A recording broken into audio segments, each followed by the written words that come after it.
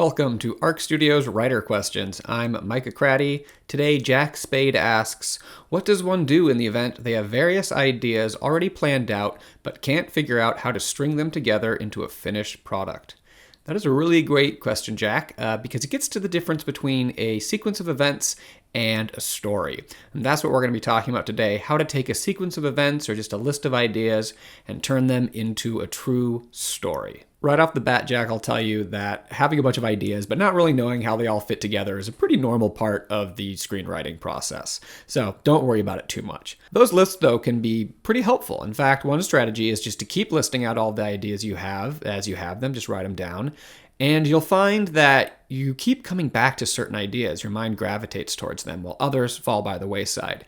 And it's the ones that you keep coming back to that are going to end up being the heart of your story. And as you write down your ideas, you'll start to find connections develop between them organically as one idea makes you think of another idea, makes you think of another idea, and sometimes a structure can start to emerge that way.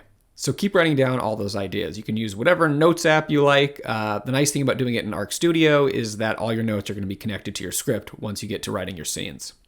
So one of the biggest differences between a sequence of events or just a list of ideas on one hand and a story on the other hand is how those events are linked together. We call these events beats or story beats. There are a lot of different definitions about what exactly a beat is. Everyone has their own opinion, but a beat is basically just something that happens in your story. If you were writing out your entire story on note cards with a different thing on each note card, each of those note cards would be a beat. Now I'm going to tell you two generic stories just using the word beat, and we're going to see which one is more interesting. Story 1. This beat happens, and then this beat happens, and then this beat happens, and then this beat happens, and then this beat happens, and then this beat happens. Story 2. This beat happens, therefore this beat happens, but this beat happens, therefore this beat happens, but this beat happens, therefore this beat happens. I didn't even say a real story, but you can kind of tell inherently that the first story where I kept saying and then is going to be monotonous and not very interesting. So if you're describing your story and keep saying and then over and over again, that's a little bit of a warning sign. Whereas the second story, where I was using but and therefore, is a little more interesting because the beats are influencing what happens next. And that's what happens in a story. A story is not just a list of unrelated events, even if the events themselves are really cool. In a story, there's causality, where one beat causes the next beat to happen, and there are also complications. So causality, therefore, and complications, but. So one tip as you're figuring out your story and thinking about all the things that happen is to use the words therefore and but as you're linking those events together. A lot of writers love using index cards or note cards to figure this out. They'll write one beat down on each card, and then they can move them around, they can put them up on the wall, and kind of figure out their structure. You can also do this in Arc Studio on the plot board where you create your beats and drag and drop them around, and it's pretty cool because then you'll have access to those beats as you're writing the script. I'll talk at greater length about character development in future videos, but I want to touch on a few things about characters that are going to help you as you're crafting your story. First, you need to think about what your protagonist wants. What's their goal?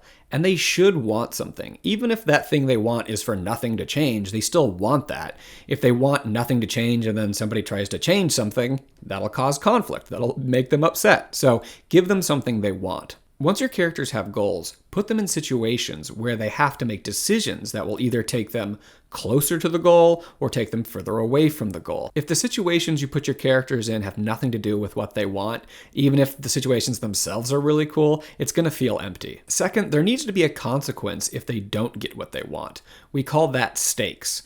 They have something to gain, what they want, but they also have something to lose. If there are stakes, then your script becomes much more interesting because what happens matters to your characters. And if it matters to your characters, it's going to matter to your audience. But the stakes are also important for your story because they're going to influence what your character does. And if your character is making decisions based on what they want, it's going to feel true, and there's going to be an organic development in your story as you move forward. I don't want to talk too much about story arcs and structure because it's a bottomless subject and people act like it's the law. There are certain ways that you have to do things, and I don't like that, but there are some things that are helpful. Your script having an arc is kind of like your character having a goal because it's building towards something. It could be building towards something epic and spectacular, or it could be building towards something internal and emotional. But there's a point. You're heading towards something that's either going to go really well or go really badly or be completely unexpected. And we call that the climax. And then after the climax, there's a resolution, the aftermath. What happens as a result? So you have a beginning where the story gets started, then you have a middle where your story develops, gets more complicated, leading to your climax, and then you have your ending. But how does thinking about the arc help you with your story? Well, as you look at your list of ideas, you have all these events. Try to think about where they would fit into a story arc. Is this a beginning? Is this an escalation? Is this event part of the climax, part of the resolution? That'll give you a bit of a scaffolding to help turn those ideas into a satisfying story.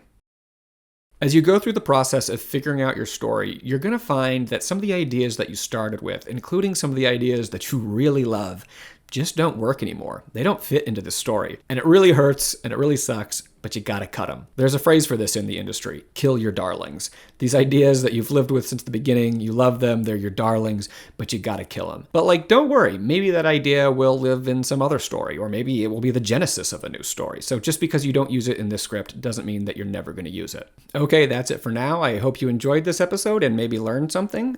If you didn't learn anything, wow, you stuck it out to the very end and then were still crushed with disappointment, which I guess makes you my nemesis now. For the rest of you who aren't my enemies, if you have a question about the craft or career of screenwriting, please email it to writerquestions@arcstudiopro.com.